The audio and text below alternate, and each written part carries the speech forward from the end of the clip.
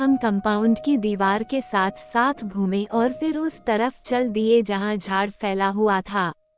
मैंने कैसर खान से कहा, आपने यह पूरा इलाका देखा होगा? जी श्रीमान, कैसर खान ने जवाब दिया। क्या यह जगह बड़ी अजीब नहीं है कैसर खान? हर बार जब मैं यहाँ से गुजरता हूँ तो मुझे बहुत अजीब लगता है। कैसर खान ने गर्दन झुका ली। जब वह काफी देर तक कुछ नहीं बोला तो मैंने चौंक कर उसकी तरफ देखा।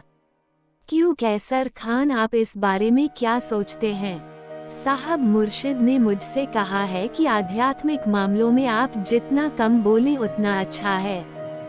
क्या आप डरते हैं कैसर खान? अल्लाह जानता है साहब, हम डरपोक नहीं हैं। अगर मैं डरपोक होता तो एक दिन यहाँ आने पर मुझे नींद नहीं आती। क्या मतलब है? मैंने चौंक कर कैसर खान की तरफ देखा। सर, मुझे माफ कर दीजिए और ऐसी बात मत पूछिए। मैं आपको बस इतना बता सकता हूँ कि यहाँ बहुत कुछ चल रहा है। अब हम मुर्शीद से मिलेंगे और फिर बाकी काम देखेंगे। मुझे ऐसा लगा जैसे कैसर खान ने सच में कुछ देखा हो, लेकिन वह अपना मुंह नहीं खोलना चाहता था। मैंने एक गहरी सांस ली और दूर से उस इमारत को देखा जहां मेरे साथ कई अजीब चीजें हुई थीं, और उनमें से सबसे अजीब कल रात थी।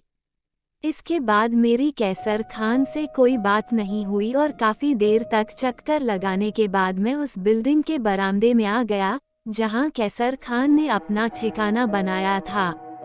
उसने विनम्रता से मुझे चाय ऑफर की। मैंने उनसे मुर्शिद के बारे में पूछा तो उन्होंने कहा, हम यहाँ शनिवार की रात को ही जाएंगे। इस दिन सलाहकार अधिक आसानी से मिल जाते हैं।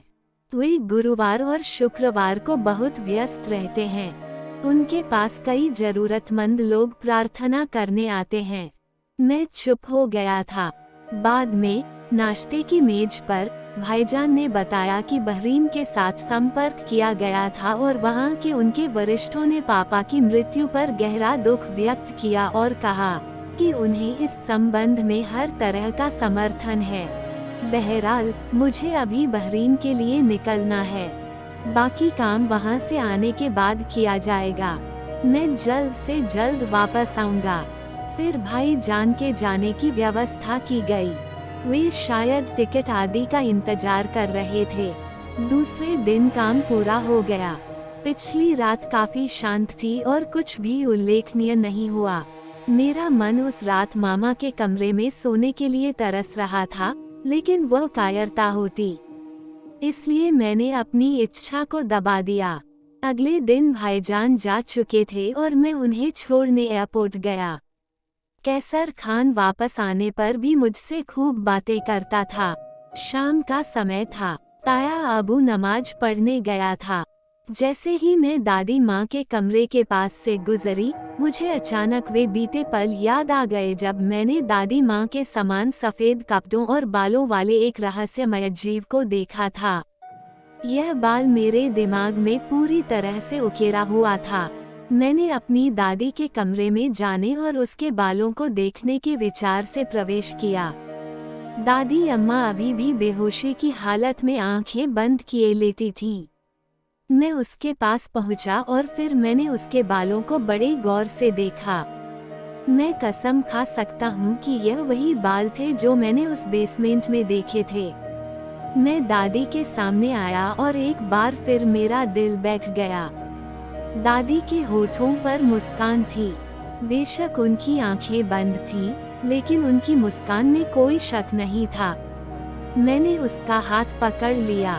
दादी, मैं आपके बारे में क्या कह सकता हूँ? तुम ही हो जो पापा के प्यार की बातें किया करते थे। दादी, मैं तुमसे बहुत प्यार करता हूँ। यदि आप कुछ रहस्यमय छुपा रहे हैं, तो कृपया मुझे बिल्कुल न बताएं। अगर तुम वही हो जिसे मैंने कल रात देखा था, तो मुझे अपने बारे में बताओ। दादी, मुझे आपकी मदद चाहिए। मैं बेबसी से दादी अम्मा का हाथ पकड़ रहा था और मुझे दादी अम्मा के हाथ में हलचल महसूस हो रही थी। मुझे ऐसा लगा जैसे वह मेरा हाथ थपथपा रही हो। मैंने झट से हाथ को झटके से देखा। दादी माँ ने बस 2 बार टैप किया। उसके बाद उसका हाथ स्थिर हो गया।